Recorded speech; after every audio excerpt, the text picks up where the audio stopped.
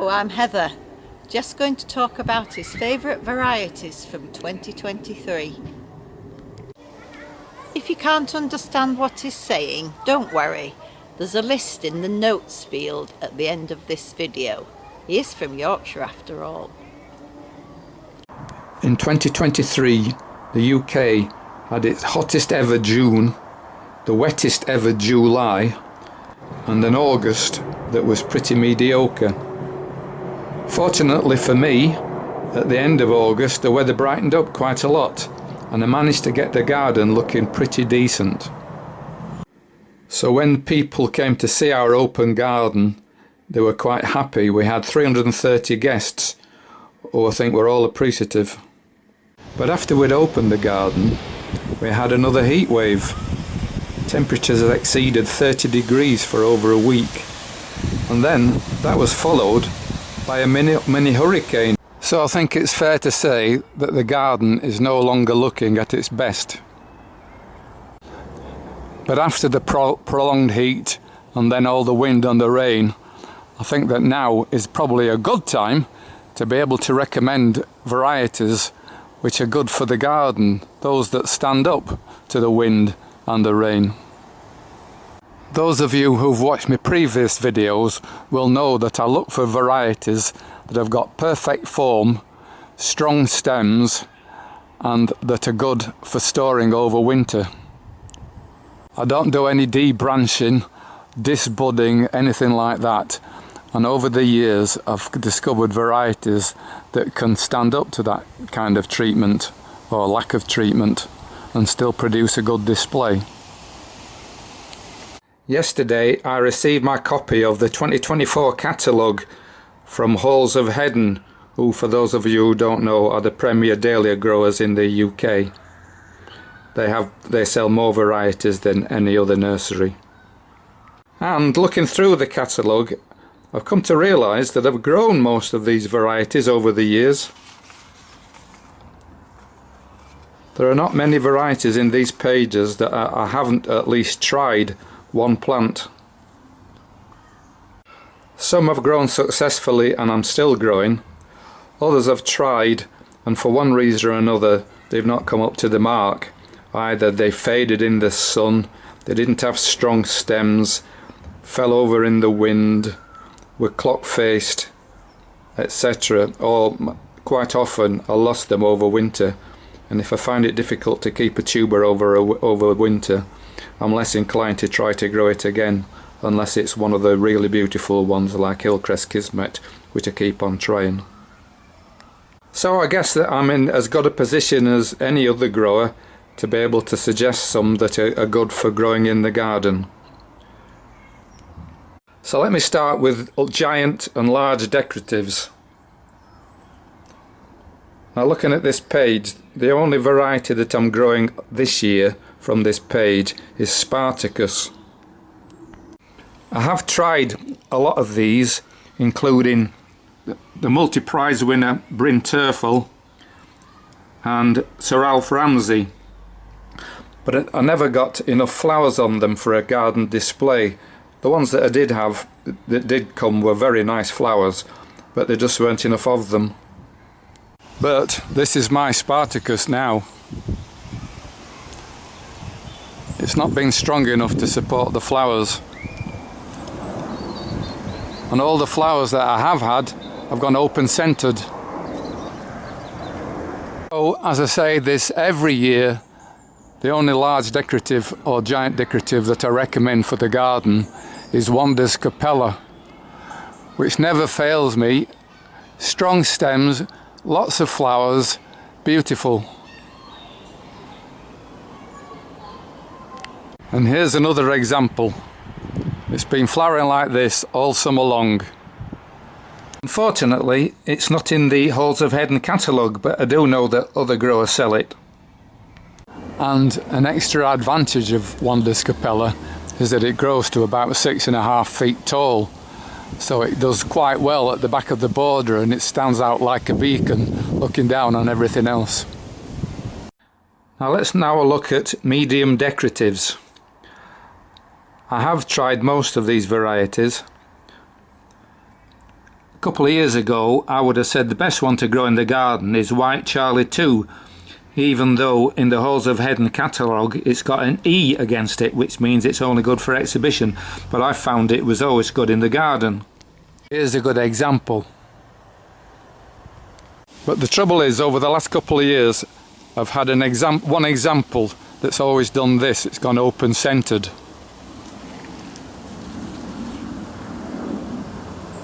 Now some varieties just do that. Over the years the whole stock tends to break down, so I'm reluctant to recommend White Charlie 2 this year. I've always liked Sunshine Paul, but again that does have a tendency to go open centred, even though it produces lots of flowers. I mentioned earlier that I like Hillcrest Kismet because I think it's a beautiful flower. But again, I can't recommend it because I always found it difficult to keep. The variety that I am going to recommend is Westerton Harry. Lots of flowers, strong stems, and pretty beautiful, I think. Another medium decorative that everybody seems to like is called Maxime. It certainly wouldn't win any prizes in exhibition, but the yellow tipped petals attracts everybody. Though it does tend to lose its middle as it gets older. Right, now on to small decoratives. The most famous small decorative is probably Ruskin Diane, and this is a sport off Ruskin Diane. It's called Winholm Diane. It's done well for me, although realistically the bad weather's not helped it. In fact, probably the best small decorative for me this year has been this one called Home at Land, with the white tipped red petals.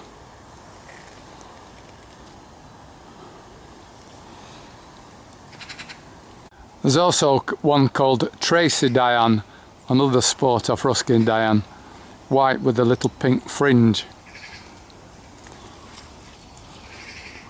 But again, the weather's not helped it. One small decorative that I can recommend is Hillcrest Firecrest. It would never be an exhibition show winner, but in the garden it's been really good. You never seem to have to deadhead it. The blooms last for ages.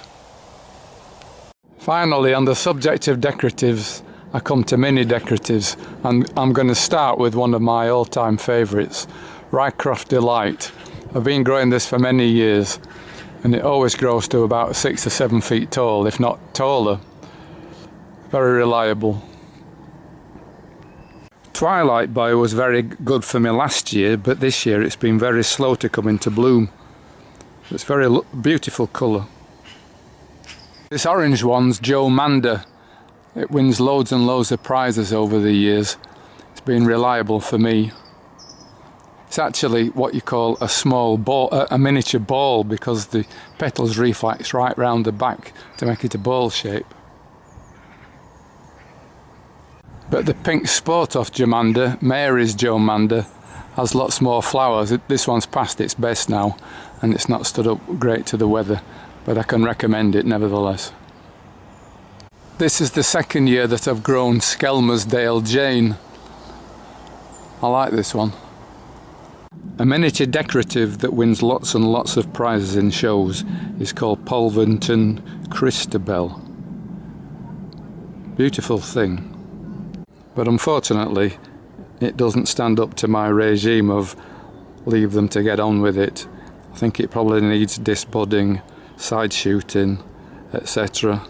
to make it get to its best, and I haven't got the time or patience to do that, I'm sorry. And another one which ought to be nice, because everybody says what a wonderful flower this is for the garden, is called Foam Beart.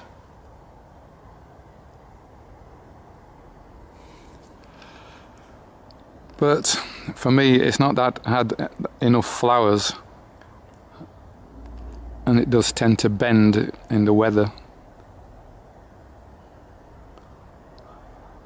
so I'm in two minds whether to grow this again next year. A very pretty miniature decorative is called Happy Unique. Love the colour on this. I got it from Austria. Unfortunately, this is the only plant I've got left, and I just hope I can overwinter it because I struggled last year and Brexit spoilt my chances of getting any more. If you want one purely because it's got a beautiful flower, then Westerton Ella Grace is the one for you. I just love the subtlety of the colouring and the formation of the petals. But unfortunately, it's not the strongest, and I've also found it quite difficult to overwinter, but I'll persevere.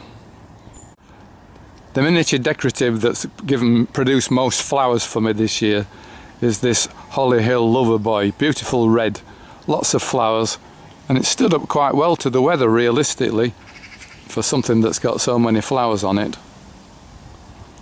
So I can thoroughly recommend Holly Hill Loverboy. I've grown a few varieties in pots and then put them into the ground. That's my insurance policy in case I lose any mid-season.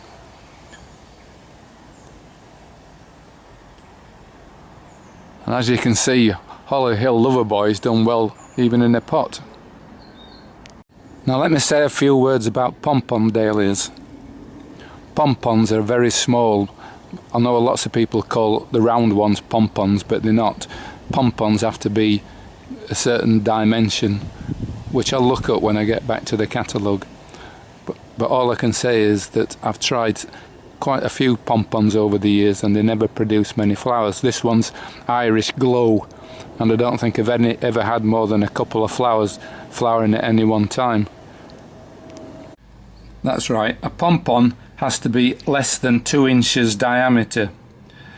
In the UK they've introduced a new category called large pompon, which has blooms between 2 and 3. Now they're a little bit more like it for the garden because you can at least see them. This large pompon is called Rycroft Blackberry. It starts out with yellow petals in the middle, but as it gets older the yellows disappear. I'm going to turn now to waterlily dahlias. Some unkind people would say that they're only half a decorative, but in fact I've grown most of these and a lot of them are very pretty, lovely things to look at in the garden. Because in general they have less petals than most decoratives, they stand up to the weather better, they don't get knocked over by the rain. This beauty is Summit Festival. I've grown this for a few years and it always looks lovely. Ditto Sandia Melody, beautiful thing. Perhaps hasn't got as many petals in the centre as some of the purists would like, but lots of people who come around my garden make a special note of asking about this one. If you want a darker flowering water lily, I can recommend Holly Hill Black Widow. A good red water lily is called Edwin Sunset. I've always been very keen on this orange water lily called Gwyneth. But this year I've been blown away by the beautiful orange of this one called Shep's Memory.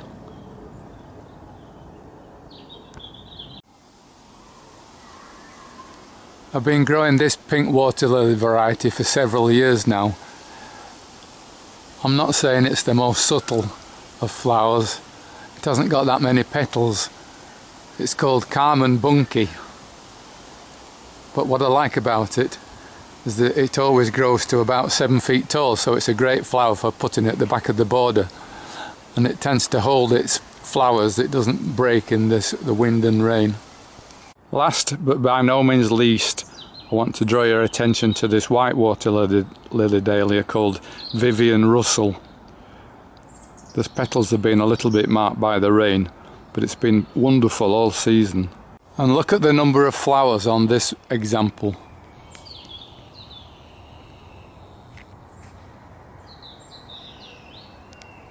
I want to talk now about giant and large semi-cactus varieties.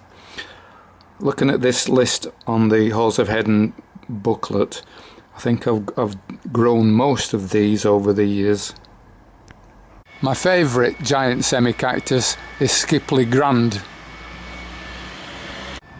The petals go a bit swirly, so it wouldn't win any competitions, I don't suppose, but I love the colour.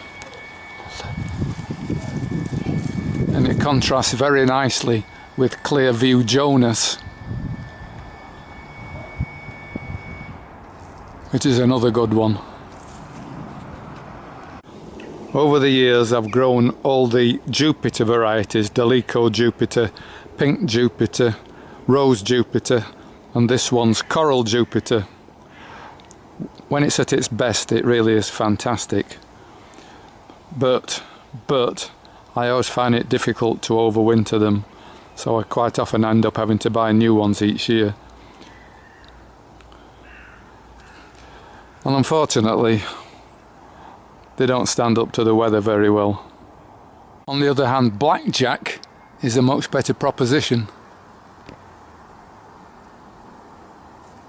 I grow a couple of large yellow semi-cactus. This one's Cryfield and Edna. Still not the best, but I think it's better than this one, Trooper Dan. Last, but by no means least, is Holly Hill Finlandia. Perhaps the flower is a little bit coarse for the purist, but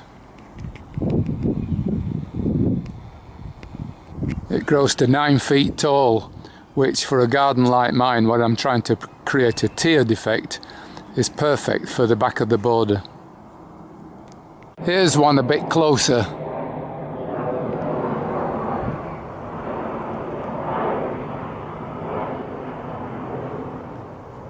I'm going to come on now to medium semi-cactus and cactus. This is my favourite category. Most of my favourite varieties are amongst these dahlias. At the start of the summer I would have included this one, Andrew Mitchell, in my favourite list because it produced lots of beautiful flowers, but when it went really hot all the flowers went brown, and now it's been raining it's quite clear the stems aren't up to it, so it's probably not going to be in my favourite list. But this one, Dagmar, certainly is in my favourite list. It's a reliable tall grower and I think it's got a lovely colour. Amy Kay is another of my favourites. It's always reliable, strong, superb colour. Another good one is Kenora Wow.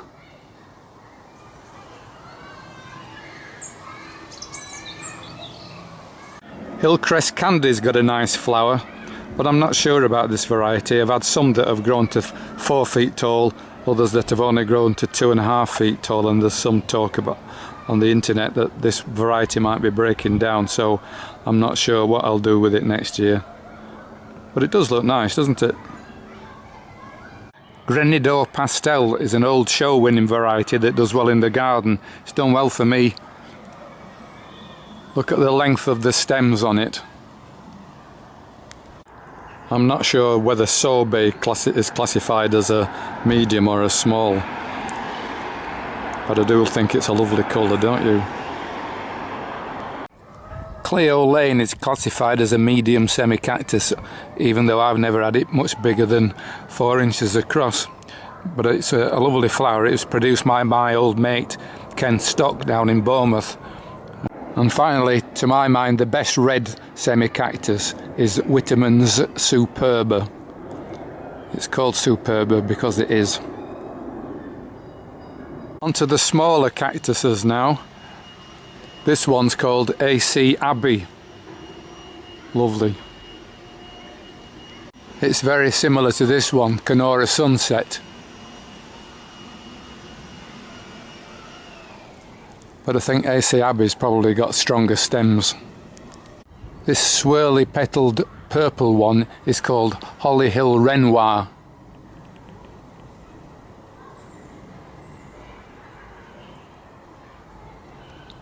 think I'll grow more of that next year. Parkland Rave always gives you good value for money, as does Ferncliff Cameo. Lots of flowers on this one.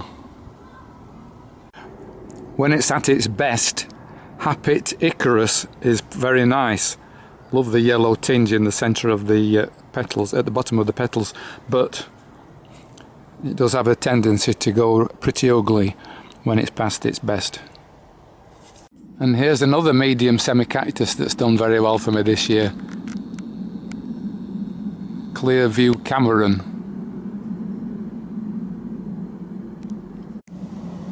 On now to miniature cactus and semi-cactus.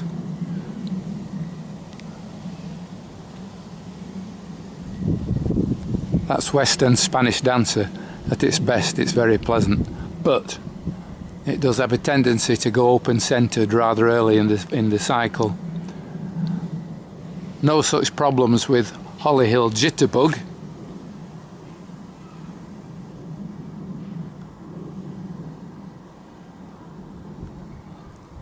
That is one of my favourites.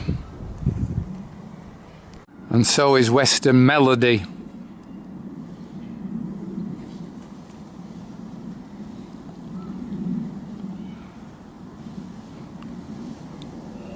Piper's Pink is a good old variety. But the miniature cactus that wins most awards in shows is Western Pirate. And it really is a good garden variety. Very wiry stems. Happit Ideal is another good miniature cactus.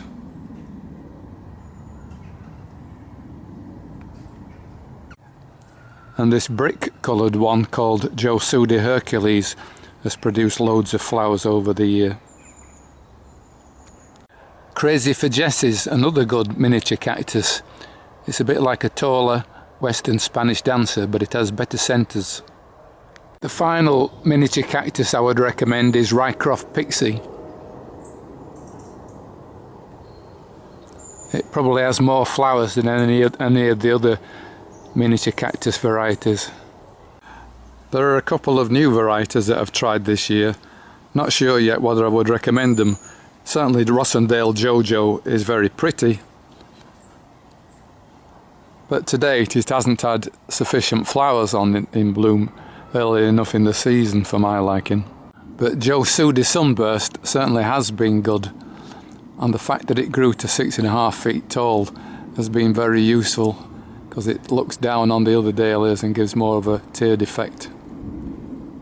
Now I know that lots of people like the fimbriated varieties, or laciniates as they say in the USA, the type with the split petals. This one's Marlene Joy. It's always been quite reliable for me, but the trouble with most fimbriated varieties is that they don't stand up to the rain. The rain stops in the petals and makes them collapse. Last year I was quite impressed by Maggie C, and I've grown more of it this year, but realistically I wish I hadn't, because I think these three are about the first flowers I've had on it this summer. The only other fimbriated variety I grew this year is called Canora Makeup B. This one's done quite well because it's under the shade of a tree. However, the petals get marked by the rain, as you can see. So I suggest that if you live in an area that gets lots of rain, I would think twice before growing fimbriated varieties. Because I've grown Marlene Joy in the past and it's usually done well, I'm going to give it another go next year. Finally, let me talk about some miscellaneous dahlias that I recommend. This one's called Hadrian's Midnight. It's a single flower but very pretty, and as you can see the bees love it. And Hadrian's Summer Wine's done well for me this year too. This dwarf one's called Spanish Conquest and is good for the front of the border. And Melody Swing's been flowering at the front of the border all summer long too. It's the 22nd of September. Before I finish this video, I thought I might show you how the garden's looking now. We've just had a very wet day. I thought it was worth pointing out that some varieties have done badly in the wet, but others have done okay. Some of the miniature cactus are a lot worse for wear, but others are still looking good. Before I finish, I do need to say that just because a variety's done very well for me doesn't necessarily mean it'll do well for you. Conversely, just because something's done badly for me doesn't necessarily mean that it'll look bad in your garden. It will depend upon how you treat it, how you feed it, and what sort of weather you have. I would recommend trying lots of different varieties, and then you'll find some that suits your conditions. I hope that you found this video useful. These are Geoff and Heather's favourite dahlia varieties in 2023. Hang on a minute. You haven't even asked me which ones are my favourite varieties. I like the ones that you've talked about, but there are some different varieties that I have liked this year. What about Octopus Sparkle? And what about Totally Tangerine, this anemone sort? And what about this fabulous large bloom, Happy's Elegance? And finally, Creme de Cassis. Yes, dear.